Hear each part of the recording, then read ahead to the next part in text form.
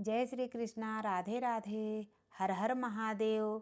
आज मैं हरतालिका तीज व्रत की कथा कहने जा रही हूँ। कहीं कहीं इसे तीजा के नाम से भी जाना जाता है। तीज व्रत की कथा।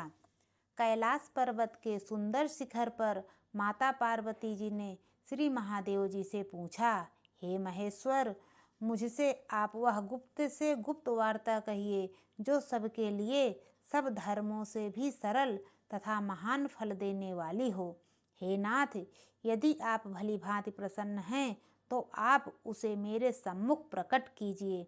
हे जगतनाथ, आप आदि मध्य और अंत रहित हैं। आपकी माया का कोई पार नहीं है। आपको मैंने किस भांति प्राप्त किया है, कौन से व्रत तप या दान के पुण्य फल से आप मुझको वर रूप में मिले। श्री महादेव जी बोले, हे देवी, मैं तुम्हारे सम्मुख उस व्रत को कहता हूँ जो परम गुप्त है। जैसे तारागणों में चंद्रमा और ग्रहों में सूर्य, वर्णों में ब्राह्मण, देवताओं में गंगा, पुराणों में महाभारत, वेदों में साम और इंद्रियों में मन श्रेष्ठ है, वैसे ही पुराण और वेद सब में इसका वर्णन आया है। जिसके प्रभाव से तुमको मेरा आधा आसन प्राप्त हुआ है, हे प्रिय, उसी का मैं तुमसे वर्णन करता हूँ। सुनो।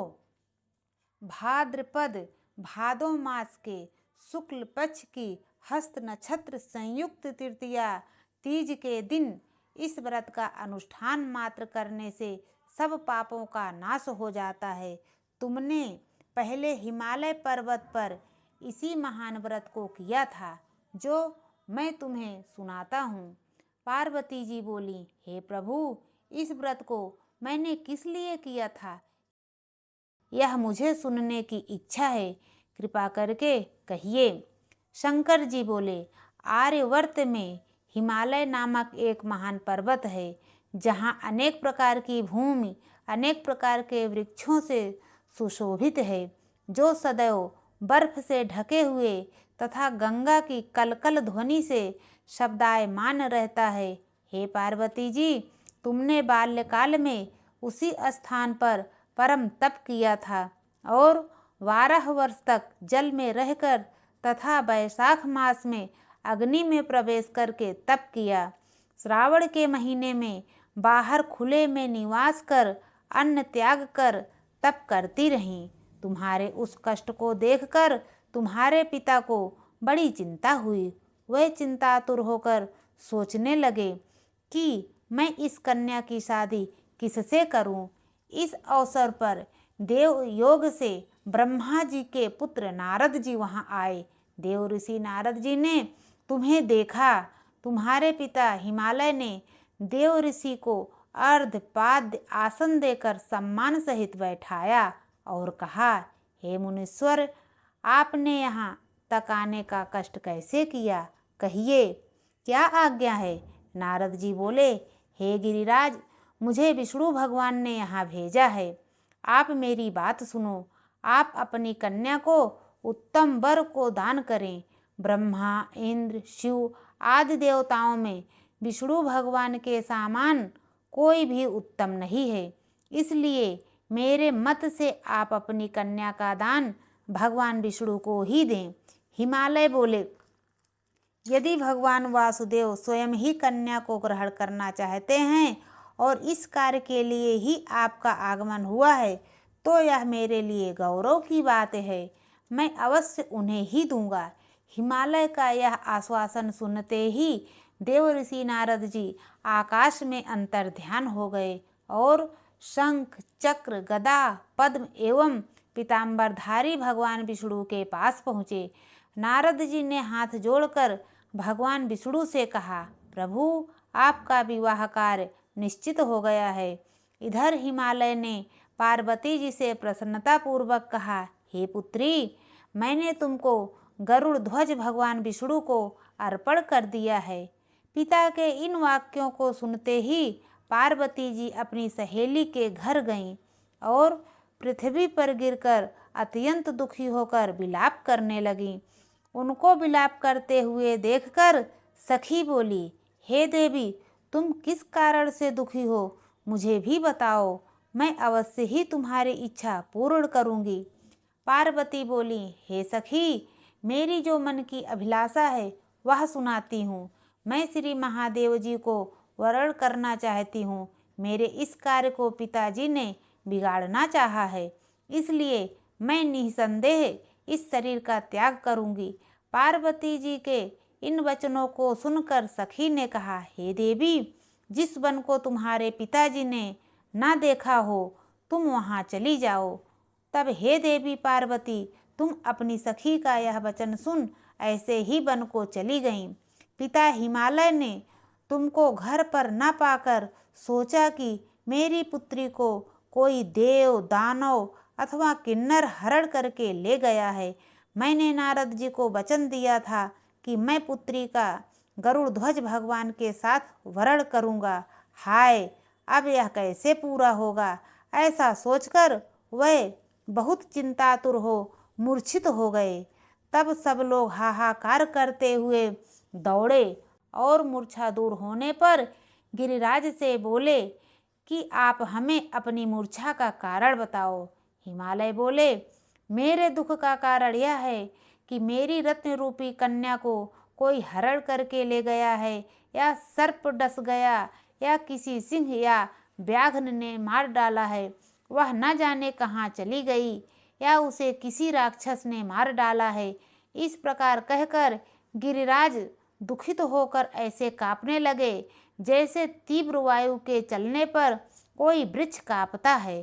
तत्पश्चात हे पार्वती, तुम्हें गिरिराज साथियों सहित घने जंगल में ढूंढने निकले।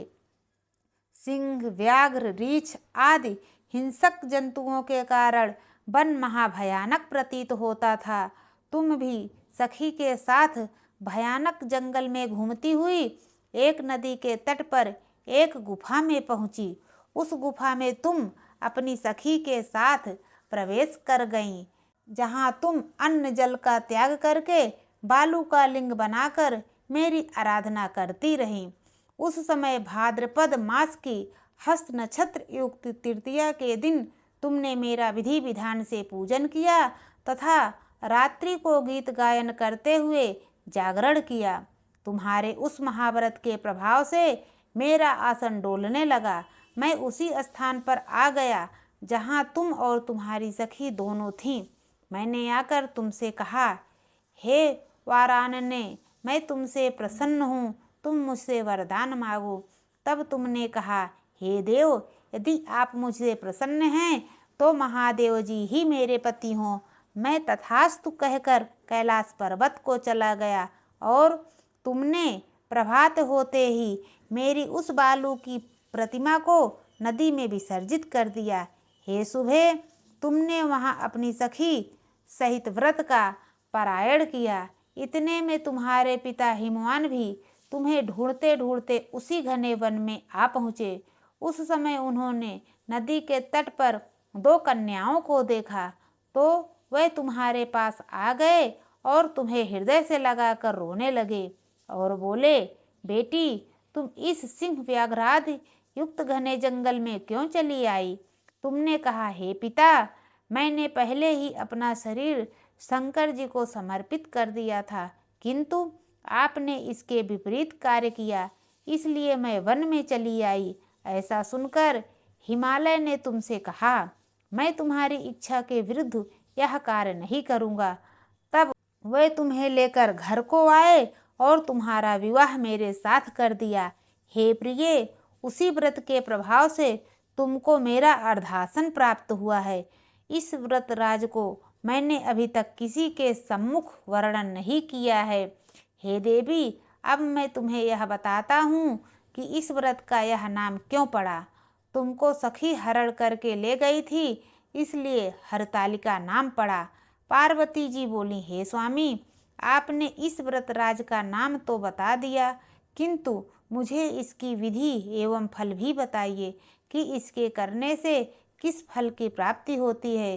तब भगवान शंकर जी बोले, इस स्त्री जाति के अत्युत्तम व्रत की विधि सुनिए। सौभाग्य की इच्छा रखने वाली स्त्रियां इस व्रत को विधि पूर्वक करें, केले के खम्भों से मंडप बनाकर उसे बंदरवारों से सुशोभित करें। उसमें विविध रंगों के उत्तम रेशमी वस्त्र की चांदनी ऊपर तान दें। चंदन आदि सुगंधित द्रव्यों को लेपन करके स्त्रियां एकत्र हों, शंख, भेरी, मृदंग आदि बजाएं। विधि पूर्वक मंगलाचार करके श्री गौरी शंकर की बालू निर्मित प्रतिमा स्थापित करें।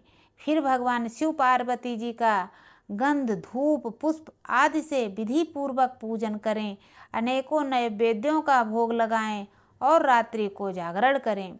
नारियल, सुपारी, जवारी, नींबू, लौंग, अनार, नारंगी आदि ऋतु फलों तथा फूलों को एकत्रित करके धूप, दीप आदि से पूजन करके कहें, हे कल्याण स्वरूप शिव, हे मंगल रूप शिव, हे मंगल रूप महेश्वरी, हे शिवे, सब कामनाओं को देने वाली देवी, कल्याण रूप तुम्हें नमस्कार है।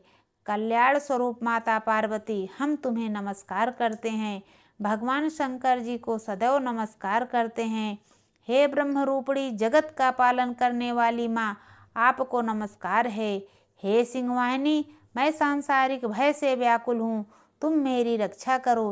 हे माहेश्वरी, मैंने इसी अभिलाषा से आपका पूजन किया है। हे पार्वती माता, आप मेरे ऊपर प्रसन्न होकर मुझे सुख और सौभाग्य प्रदान कीजिए। इस प्रकार के शब्दों द्वारा उमा सहित शंकर जी का पूजन करें। विधि पूर्वक कथा सुनकर गौ, वस्त्र, आभूषण आदि ब्राह्मणों को दान करें। इस प्रकार से व्रत करने वाले के पाप नष्ट हो जाते हैं। हर हर महादेव।